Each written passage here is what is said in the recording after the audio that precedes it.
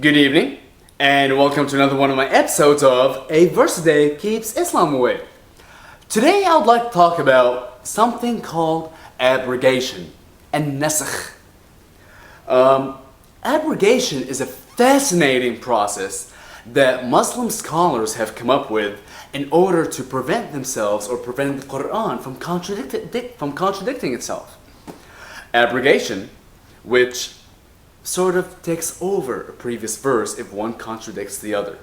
It's al-nasikh wal-mansukh, the verse which abrogates and the verse which has been abrogated. It's sort of like saying, hey, if a newer verse comes after an older verse that contradicts it, then we could do away with the older verse as the newer verse is the better and improved one. Let's take a little look at this and see. I would actually like to speak about abrogation directly from Al-Qur'an. Okay?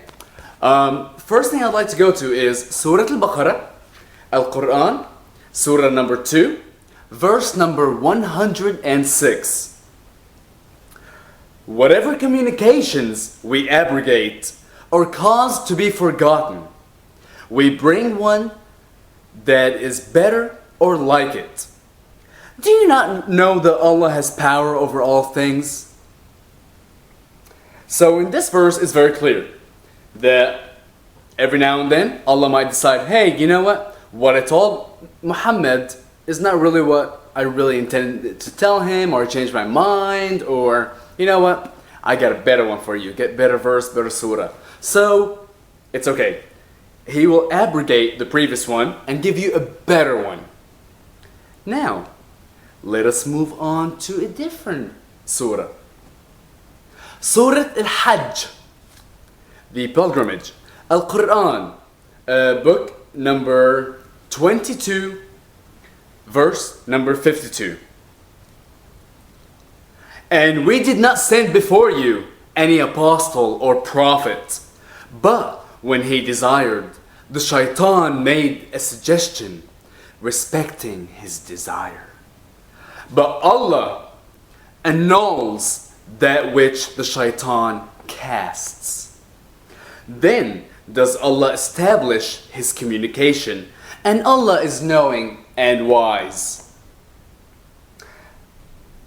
Before I move on, I just want to mention the Arabic for this one, because in the previous verse it actually mentioned the word abrogation in it. Yes, we abrogate. However, this one, it talks about, but Allah annuls. That's how it's translated. Let's look at the Arabic, see if the word nasakh is in there. وَمَا أَرْسَلْنَا مِنْ قَبْلِكَ مِنْ رَسُولٍ وَلَا نَبِيٍّ إلا إذا تمنى الشيطان في أمنيته فينسخ الله ما يلقي الشيطان ثم يحكم الله آيته والله عليم حكيم. It actually uses the word abrogation in Arabic. So it's actually saying that God will realize that a previous verse has actually been given by the shaitan, by the devil, and then he'll say, oh my God, or oh my me. This verse has been given by the devil, therefore I must give a different verse. So tell me, Muhammad, how do we know which verses were given to you by the shaitan, which verses were given to you by Allah? If every now and then Allah realizes 50, 60 chapters later that, hey, one of these verses slipped by from a shaitan, he's going to abrogate it and clean it up. Does that not sound a little preposterous to you? Alright, one last thing I'd like to mention is, a few days ago I made a video, and the video was about Islamic tolerance of other religions.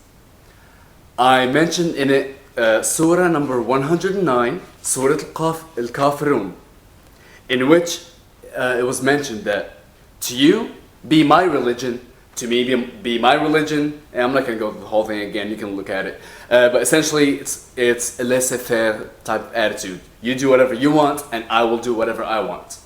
And this one is one of the very last surah Surah number 109 in the Qur'an.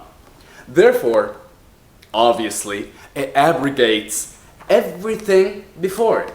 Everything that says about اقتلوا الكفار, kill the non-believers, fight, do not take Christians or Jews as friends, hate the Jews, kill the Christians. It abrogates every single one into a loving, final verse of peace. I learned something new today. The chronological order of all these books in the Quran are actually not the order in which Allah revealed the Quran to Muhammad. I really have no clue as to why the order was changed, but it has been changed. And all Islamic scholars agree upon a real order in which every surah was revealed to Muhammad through the angel Gabriel, whether he was a fly or whatever form he took. Now, this surah number 109, one of the very last one that abrogates all the previous bad surah, all the previous wars and fighting and hating. It was not number 109. It was actually revealed as surah number 18. Okay, bear with me for 1 second. Now, let's look at one of the most violent and cruel surah, like Surah Al-Anfal or Al-Baqarah. Those were in the 80s and beyond. Actually, Al-Baqarah was surah number 87. So, don't think right now that just because a verse appears later in the Quran physically, chronologically, the way you see it, is what abrogates. It's what yansakh ma qablahu, abrogates what came before it. You actually need to look at what Allah had revealed to Muhammad. That's all I have for today. You have a wonderful evening, and I look forward to seeing you later. Bye.